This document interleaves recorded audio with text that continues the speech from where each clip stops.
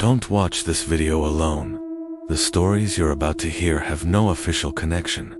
They come from different countries, different decades, and completely separate witnesses. But they all share one terrifying detail. Everyone who experienced them felt something watching them long after the encounter was over. The first story begins in 2009. A young woman named Chloe, looking for a cheap place to live, moved into an old apartment in a renovated building.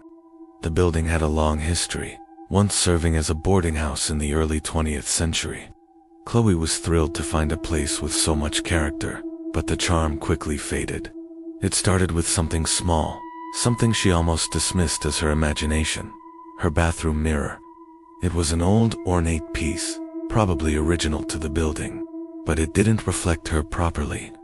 Sometimes, she'd be brushing her teeth and catch a flicker of movement in the reflection that wasn't hers. She'd smile, hold it for a few seconds, but the woman in the mirror wouldn't smile back. The expression in the reflection was always delayed, or worse, just blank. At first, she blamed it on the old glass. Maybe it was warped. But then came the nights. She'd be lying in bed, trying to sleep, and she'd hear a sound coming from the bathroom. A faint, rhythmic sound. It was breathing. Slow, raspy breaths, seemingly coming from behind the mirror's glass. She'd get up, turn on the light, and there would be nothing. Just her own tired face, staring back at her. But the feeling of being watched never left. The air in the bathroom was always colder than the rest of the apartment. One night, she swore she saw the reflection's eyes follow her as she left the room, even though she was looking straight ahead. She started avoiding the bathroom after dark, using the small powder room downstairs instead. The breaking point came one morning. She'd had a particularly restless night, filled with nightmares of someone tapping on glass. She went into the bathroom, still groggy, and as the steam from the shower cleared, she saw it. On the surface of the mirror, there were smudges, fingerprints, but they weren't on the outside where she could wipe them away. They were on the inside of the glass, dozens of them, pressing out from within. Panic set in. She called her landlord, who was skeptical, but agreed to send a handyman over. Together, they pried the heavy mirror off the wall. What they found behind it was chilling. The plaster wall was covered in scratches, etched deep into the surface. They were names. A long list of names, some of which had been furiously crossed out. And there, at the very bottom of the list, freshly scratched and not yet faded, was a single name: Chloe. She didn't even pack. She grabbed her purse and her keys and left, never looking back. She stayed with a friend and had them retrieve her belongings the next day. A week later, curiosity got the better of her, and she called the building manager to ask what happened. The manager told her something that made her blood run cold. The handyman had disposed of the mirror. But when the manager went to inspect the empty apartment the day after Chloe moved out, the mirror was back. It was hanging on the bathroom wall, perfectly installed, as if it had never been removed. No one admitted to putting it back. The apartment remains empty to this day. Our next story comes from a place many people already find unsettling: a hospital. This account was documented by a night nurse named Marco, who took a temporary post at an aging facility scheduled for demolition. He was assigned to a floor that was mostly shut down, with only a few long-term care patients at the far end of the hall. His main job was to monitor them and keep an eye on the empty wing. That's where he discovered room 407. The room was decommissioned, stripped of most equipment, no patient assigned, and importantly, no power running to it. The breaker for that room had been flipped off weeks ago. Yet, something strange kept happening. Every night, at exactly 3:17 a.m., Marco would hear a distinct mechanical worry sound coming from deep within the abandoned wing. The first time, he followed the noise and traced it to room 407. Peeking through the small window on the door, he saw the electric hospital bed inside. It was adjusting itself, the head of the bed slowly rising into a sitting position. He checked the hallway panel: no power. He assumed it was faulty wiring, a residual charge, something logical. But it happened again the next night. 3:17 a.m. The same worry sound, the same bed, moving on its own.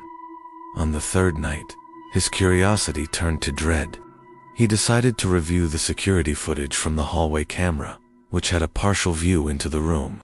What he saw was far worse than a malfunctioning bed. On the grainy footage, he watched as the bed began to rise, just as before. But this time, he noticed something else. The mattress was empty, but it was sinking in the middle, slowly, as if an invisible person of significant weight was sitting up. The depression in the mattress formed, deepened, and then held its shape as the bed reached its fully upright position. It looked exactly like a patient sitting up to look out the door. Marco felt a wave of nausea. He was watching a ghost interact with the physical world. He quit his job the very next day, refusing to spend another night in that hospital. About 2 weeks after he left, the hospital administration permanently sealed room 47, welding the door shut. But according to the few staff members who still work in the building, sometimes, when the halls are quiet late at night, they can still hear the faint sound of a bed motor running behind the locked door. This last story isn't a single event. It's a warning, compiled from dozens of separate police reports and witness testimonies from all over the world. It's a pattern that has emerged from people who have had terrifying experiences while walking alone at night. They call it the third footstep. The warning is simple. If you are walking by yourself, and you hear 3 distinct footsteps for every 2 of your own, whatever you do, do not turn around, do not stop, and do not acknowledge it. Just get to a well-lit, populated area as fast as you can. Witnesses who have survived the encounter describe a chillingly consistent phenomenon. They'll be walking, usually on a quiet street or a deserted path, and they'll notice a sound that's just off. They take a step with their left foot, then their right, left, right. But what they hear is step, step, step, step, a third footfall, slightly out of sync, always just behind them. It's not an echo. It's solid, heavy, and it matches their pace. The reports state that whatever is following you copies your movements with a slight delay.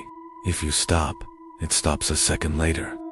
The silence that follows is said to be deafening, filled with a sense of immense pressure.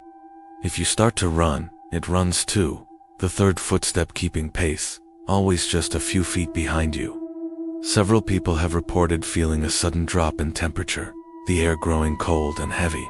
One man, in a panicked call to emergency services, reported feeling hot breath on the back of his neck, even though he knew with absolute certainty that no one was physically there. He could feel the presence, its proximity, its focus entirely on him. His final message, recorded on the dispatch call before the line went silent, was a choked whisper. "It's standing too close now." When the police arrived, they found his phone lying on the empty sidewalk. They never found him. The phenomenon has no explanation. It has no form. It just has a sound, a presence, and a warning that has been passed down through the stories of those lucky enough to escape it. So next time you're walking alone at night, listen carefully to the rhythm of your own feet, and pray you only hear 2. If you're still watching, you're already doing what these stories want: listening. Story 4. The Subway Corner Man. Across dozens of major cities, from New York to Tokyo, transit CCTV footage is capturing the same impossible figure. It's a man, always standing in the corner of a subway platform. His face is pressed tightly against the cold, tiled wall.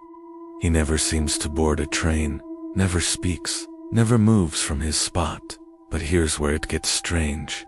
In every piece of footage, his head slowly rotates to the side, scanning the platform, while his body remains perfectly still, facing the wall. It's a physically impossible movement, and just seconds before he vanishes from the frame, every single camera feed glitches, filled with static and digital artifacts. Transit workers who have seen him in person report sudden, overwhelming waves of nausea, debilitating headaches, and a sense of pure, animalistic panic. They've given him a name: the Corner Man. Every official and unofficial report filed about him ends with the exact same chilling warning: never stand behind someone facing the wall. You don't know what you'll see when they turn around. Story 5. The house where no one sleeps.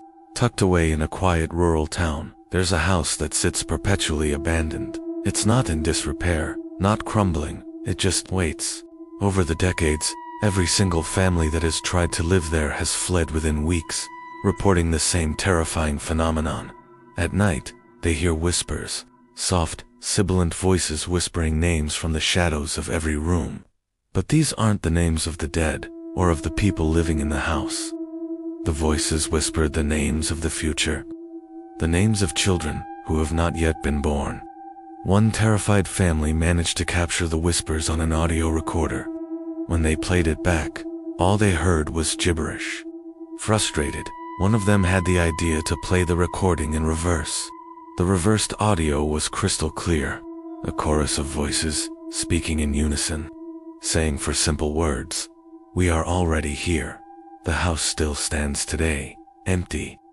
Locals say that on the darkest nights, you can see lights turning on and off inside, even though the building has had no electricity for over 30 years. And now, for our final story. One that involves you, right now. It's called the Compilation effect. A few years ago, a group of independent paranormal researchers began studying the effects of modern horror media. Specifically, what happens to people who consume multiple ghost stories or paranormal accounts in a single sitting, just like you're doing right now. They discovered something deeply unsettling. A statistically significant number of participants reported a sharp increase in paranormal activity in their own homes immediately following the listening session. It wasn't just a feeling of being spooked, it was tangible things. Shadows moving in their peripheral vision, the distinct sound of footsteps in an empty hallway. An unusual number of people reported experiencing intense sleep paralysis for the first time in their lives, waking up unable to move, with a heavy presence pressing down on their chest. The researchers came to a disturbing conclusion. These stories don't just create fear, they create permission. They act as an invitation, a doorway. By listening, you are telling whatever is on the other side that you are ready to believe, that you are open. These stories don't end when the video ends. They linger. They wait. If you suddenly get that prickling sensation on the back of your neck, that feeling that something is standing right behind you, don't turn around. And if you want more stories like these, subscribe to Tales of the Dark before something else does.